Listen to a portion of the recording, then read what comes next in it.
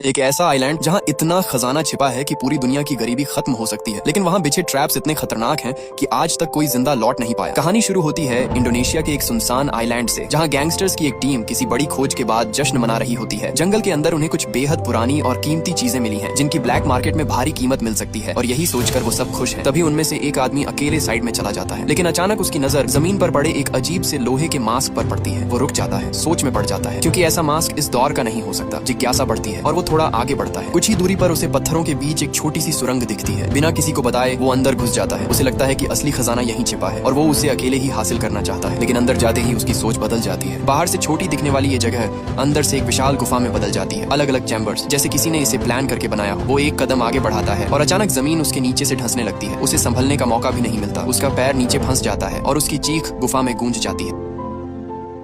अब कहानी 20 साल आगे बढ़ती है, जहां हम एक टीम को देखते हैं जिन्हें एक अजीब सा बंकर मिल चुका होता है। बैन चाहता है कि अंदर जाकर कुछ बड़ा हाथ लगे, लेकिन जेसिका हिचकिचा रही होती है। फिर भी बैन उसे साथ लेकर अंदर चला जाता है, बाकी लोगों को बाहर रुकने को कहकर। बंकर के अंदर का माहौल अजीब खामोशी से भरा होता है, और जैसे जैसे वो आगे बढ़ते हैं उन्हें एहसास होने लगता है कि ये जगह खाली नहीं है। खोजते खोजते उन्हें 2 कंकाल मिलते हैं, जिन पर पुराने मिलिट्री बैज लगे होते हैं। ये जापानी सैनिक थे जो शायद यहाँ बहुत पहले आए थे और बाहर कभी लौट नहीं पाए। जेसिका सब कुछ देखने के बाद बस इतना कहती है कि वो मंजिल के बहुत करीब है, लेकिन असली बात छुपा लेती है। वो बैन को बाहर लेकर आती है और कहती है कि अभी और आगे जाना होगा, सही जगह अभी मिली नहीं है। आइलैंड पूरी तरह सुनसान है, घना जंगल, हर तरफ ऊंचे पेड़, ऐसे कि कोई भी आसानी से छुप सके। यही वजह थी कि वर्ल्ड वॉर के समय जापानी सेना ने इस जगह को चुना था। यहाँ से वो दुश्मनों पर नजर रखते और अचानक हमला कर देते। चलते चलते टीम एक पुराने माइनिंग एरिया तक पहुंचती है। सब कुछ टूटा हुआ, सालों से उजड़ा पड़ा, लेकिन उसी के नीचे उन्हें एक छुपा हुआ दरवाजा दिखता है। अंदर क्या है, कितना गहरा है, किसी को कुछ पता नहीं। कैप्टन साफ मना करता है, लेकिन बैन अब रुकने वाला नहीं। उसे हर हाल में अंदर जाना है, चाहे जो मिल जाए। मजबूरी में सब उसके साथ चलते हैं। जैसे ही दरवाजा खुलता है और वो अंदर जाने को तैयार होते हैं, ऊपर से अचानक गोलियां चलने लगती हैं। सब कुछ सेकंड्स में बदल जाता है। अफरा तफरी मच जाती है। सब जान बचाने के लिए अंदर भागते हैं। कैप्टन के सोल्जर्स कवर दे रहे होते हैं, क्योंकि इस वक्त सबसे जरूरी है बैन और जेसिका को जिंदा रखना। तभी एक ग्रेनेड अंदर फेंका जाता है। धमाका इतना तेज होता है कि एंट्रेंस ही उड़ जाता है। एक सोल्जर बाकी लोगों को बचाते हुए वहीं दब जाता है। माइनिंग एरिया आधा ढह चुका होता है और अब सब अंदर फंस चुके हैं। सबसे बड़ा सवाल ये है, उनकी लोकेशन बाहर वालों को पता कैसे चली। कुछ देर बाद सब होश में आते हैं। चारों तरफ घायल लोग पड़े हैं। एक सोल्जर आखिरी सांसें ले रहा होता है। माहौल भारी हो चुका है और अब जवाब चाहिए। तभी बैन सच बताता है, सालों पहले उसके पिता भी इस आइलैंड पर आए थे। उनका मानना था कि यहाँ बेहिसाब खजाना छुपा है, लेकिन वो कभी उसे ढूंढ नहीं पाए। ये राज सिर्फ बैन और जेसिका जानते थे, और यही वजह थी कि वो यहाँ तक पहुंचे। अब साफ हो जाता है, बाहर वाले गैंगस्टर्स भी इसी खजाने के पीछे हैं। कैप्टन का गुस्सा फूट पड़ता है। उसे लगता है कि ये सब बैन की वजह से हुआ। एक आदमी की लालच में उसका सोल्जर मर गया। वो फैसला करता है कि अब वो यहाँ और नहीं रुकेगा, लेकिन अब जाना आसान नहीं है। वापसी का रास्ता पत्थरों के नीचे दब चुका है, और अब इस अंधेरे जाल से बाहर निकलने के लिए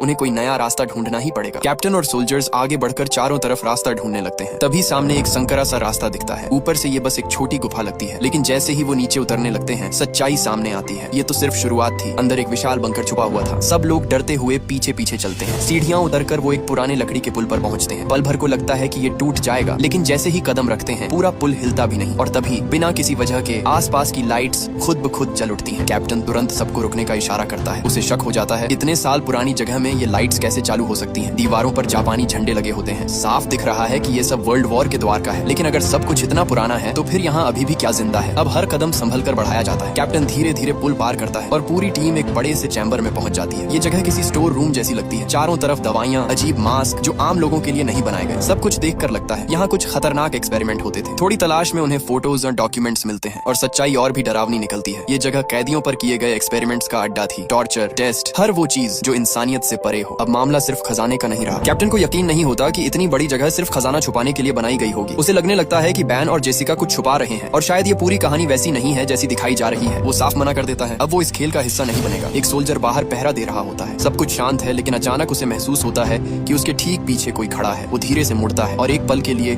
उसे एक अजीब सा इंसान दिखता है। चेहरे पर मास्क, हरकतें भी इंसानों जैसी नहीं, लेकिन अगली ही सेकंड वो गायब। अब ये साफ हो जाता है वो लोग यहाँ अकेले नहीं हैं। धीरे धीरे टीम के अंदर टेंशन बढ़ने लगती है। हर किसी के दिमाग में एक ही सवाल है, ये जगह असल में है क्या, और जिस खजाने के लिए वो यहाँ आए हैं वो सच भी है या बस एक कहानी। जेसिका अब बैन की तरफ देखती है। उसे इशारा करती है कि अब सच बताना पड़ेगा। बैन टालने की कोशिश करता है, लेकिन जेसिका खुद सब खोल देती है। वो बताती है कि ये कोई माइनिंग एरिया नहीं था। ये पहले एक हॉस्पिटल था, जिस पर बाद में जापानी सेना ने कब्जा कर लिया। फिर इसे एक सीक्रेट लैब में बदल दिया गया, जहाँ दुश्मन सैनिकों पर एक्सपेरिमेंट होते थे। ऐसे एक्सपेरिमेंट जिनमें इंसान को बदलने की कोशिश की जाती थी, उसे किसी और चीज में, किसी और के कंट्रोल में। जो डॉक्यूमेंट्स और फोटो उन्हें मिले थे वो इसी सच्चाई का सबूत थे। अब बात आती है खजाने की, जिस पर कैप्टन को अभी भी भरोसा नहीं। कोई पक्का सबूत नहीं है। जेसिका भी मानती है कि पूरी जानकारी उनके पास नहीं, लेकिन उसे यकीन है कि खजाना यहीं कहीं छुपा है। खजाने का नाम सुनते ही कुछ सोल्जर्स के चेहरे बदल जाते हैं। डर के साथ अब लालच भी आ गया है। वो सवाल पूछने लगते हैं, कितना गोल्ड है, कहाँ है, क्या सच में मिल सकता है। कैप्टन ये सब देख रहा होता है और उसे ये बिल्कुल पसंद नहीं आता। टीम बिखर रही है और वजह सिर्फ लालच है। इसी बीच उनका एक सोल्जर बुरी तरह घायल पड़ा होता है। उसकी हालत लगातार बिगड़ रही है। सबको समझ आ रहा है वक्त बहुत कम है। कैप्टन साफ कह देता है अब और अंदर जाने का कोई मतलब नहीं, पहले बाहर निकलने का रास्ता ढूंढना होगा। वो एक सोल्जर को साथ लेता है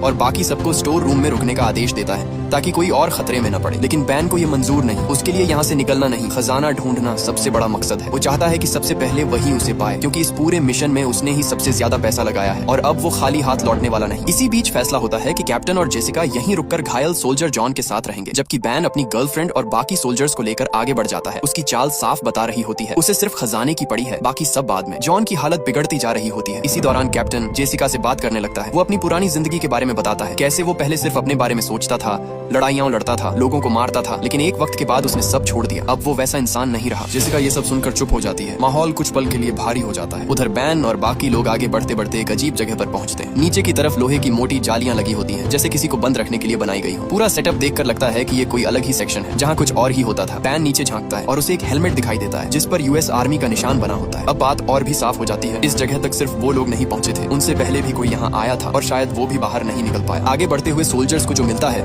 उससे सारी तस्वीर साफ होने लगती है। हर तरफ एक्सपेरिमेंट का सामान पड़ा होता है, मशीनें, टेबल्स। साफ दिख रहा है कि यहाँ इंसानों पर ही टेस्ट किए जाते थे। जेसिका जो कह रही थी वो झूठ नहीं था। ये जगह कैदियों के लिए नरक रही होगी। थोड़ा और आगे बड़े बड़े जार्स दिखाई देते हैं, अंदर कटे हुए बॉडी पार्ट्स इतने भयानक कि देखकर किसी का भी दिल दहल जाए। कुछ सोल्जर्स नजर तक नहीं टिकाते, लेकिन बैन रुकता नहीं। वो अपनी गर्लफ्रेंड के साथ और अंदर घुसता जाता है। डर उसके लिए मायने नहीं रखता, उसे सिर्फ खजाना चाहिए। उधर जॉन जो पहले से ही बुरी तरह घायल पड़ा था, अचानक जमीन पर हलचल महसूस करता है, जैसे नीचे कुछ जिंदा हो। वो ध्यान से देखता है और तभी मिट्टी उसके नीचे से खिसकने लगती है।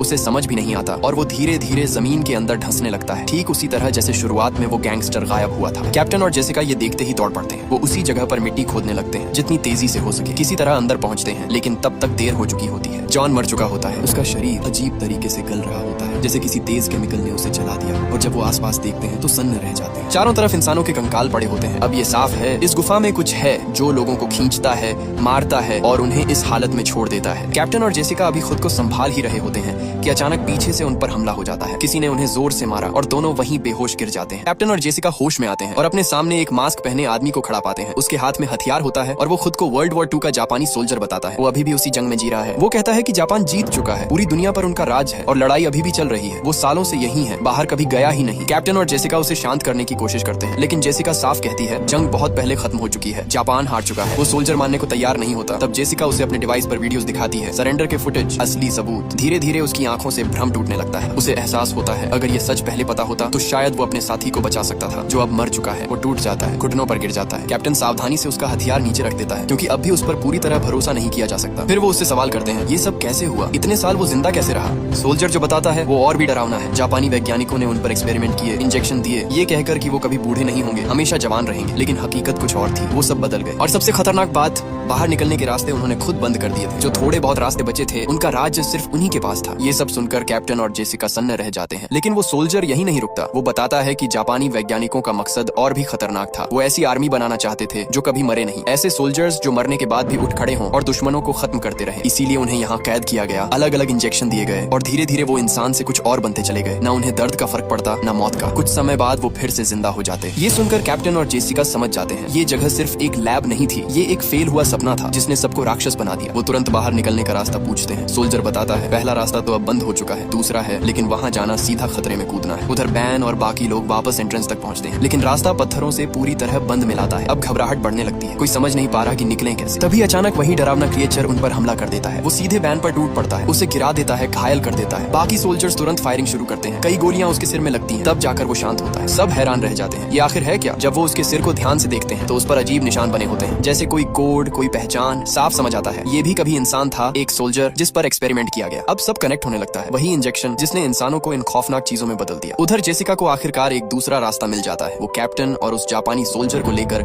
आगे बढ़ने लगती है। इधर बैन अपनी गर्लफ्रेंड और 2 सोल्जर्स के साथ एक और चैम्बर में पहुंचता है। ये जगह बाकी से भी ज्यादा डरावनी है। सामने एक बड़ा सा क्रिएचर बैठा होता है जिस पर और भी ज्यादा एक्सपेरिमेंट हुए लगते हैं, जैसे उसे और ताकतवर बनाने की कोशिश की गई हो। चारों तरफ एक्सपेरिमेंट का सामान फैला होता है। तलाश करते हुए बैन और उसकी गर्लफ्रेंड को एक ट्यूब मिलती है जिसके अंदर गोल्डन गोल्डन रंग का लिक्विड भरा होता है। अब उन्हें समझ आता है यही असली खजाना है, कोई सोना या हीरे नहीं बल्कि ये लिक्विड जो इंसान को बदल देता है। बैन कुछ पल के लिए सोच में पड़ जाता है, लेकिन उसकी गर्लफ्रेंड तुरंत कहती है इसे साथ ले चलते हैं, ब्लैक मार्केट में इसकी कीमत बहुत होगी। वो ये नहीं सोचते कि ये चीज कितनी खतरनाक है। आखिरकार बैन फैसला लेता है और वो लिक्विड अपने पास रख लेता है। अब उसके हाथ में सिर्फ खजाना नहीं, एक तबाही है। आगे बढ़ते हुए उन्हें आखिर एक बड़ा दरवाजा मिलता है। उसे खोलते ही सामने एक और गुफा खुलती है और जैसे ही वो अंदर कदम रखते हैं सब कुछ बदल जाता है। सामने पूरी एक आर्मी खड़ी होती है, सैकड़ों नहीं उससे भी ज्यादा, सब एक जैसे, सड़े हुए शरीर, चेहरों पर मास्क और एकदम खामोश, जैसे किसी आदेश का इंतजार कर रहे हों। यही वो फाइनल सोल्जर्स थे जिनको बनाने का सपना देखा गया था। इमॉर्टल, बिना दर्द बिना डर, बस मारने के लिए। लेकिन जैसे ही टीम वहां पहुंचती है वो सब जाग जाते हैं। अगले ही पल पूरी आर्मी उन पर टूट पड़ती है। घबराहट में बैन,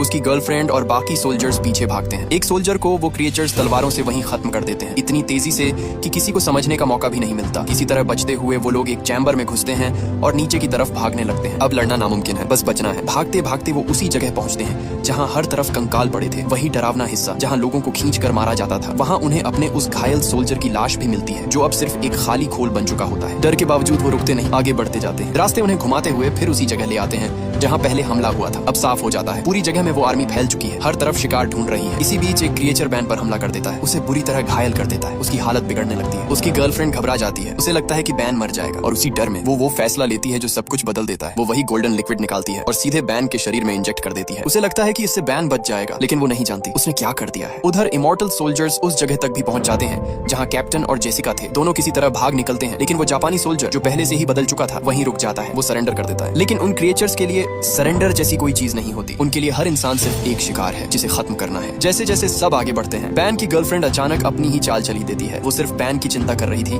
और उसे लेकर एक अलग रास्ते में छुप जाती है। लेकिन अब वो बैन पर असर डालता है। जिस लिक्विड का उसने इंजेक्शन लिया था वो धीरे धीरे उसे बदल देता है। कुछ ही देर में बैन आउट ऑफ कंट्रोल हो जाता है और उसी का हाथ उसकी गर्लफ्रेंड पर पड़ जाता है। यह साबित हो गया कि लिक्विड सच में काम करता है। अब वो कैप्टन और बचे हुए सोल्जर को भी पकड़ लेता है और एक एक करके मारना शुरू कर देता है। कैप्टन मर चुका था और बचा सोल्जर अकेले लड़ने की कोशिश करता है, लेकिन इमॉर्टल सोल्जर्स इतनी रणनीति और बुद्धिमत्ता के साथ हमला कर रहे थे कि कोई बच नहीं पाया। अंत में सभी मर जाते हैं सिवाय जेसिका के। जेसिका किसी तरह बाहर निकलने का रास्ता ढूंढ लेती है और पानी के रास्ते ऊपर आ जाती है, लेकिन उससे वहां कोई और मिल जाता है, वही इमॉर्टल सोल्जर जिसने पहले उसे पकड़ने की कोशिश की थी। धीरे धीरे पूरी आर्मी बाहर आ जाती है और आगे बढ़ती है, तैयार होकर सभी को मारने के लिए। अब साफ है कि एक नई जंग शुरू होने वाली है, एक जंग जिसमें ये इमॉर्टल सोल्जर्स जिन पर एक्सपेरिमेंट हुए लोगों को चुन चुन कर खत्म करेंगे। और हमारी कहानी यहीं खतरे और रहस्य के साथ खत्म होती है। तो व्यूवर्स, अगर आपको मेरा नरेशन पसंद आया हो तो वीडियो को लाइक और चैनल को सब्सक्राइब करना मत भूलना। मिलते हैं अगली मजेदार कहानी में, तब तक के लिए बाय।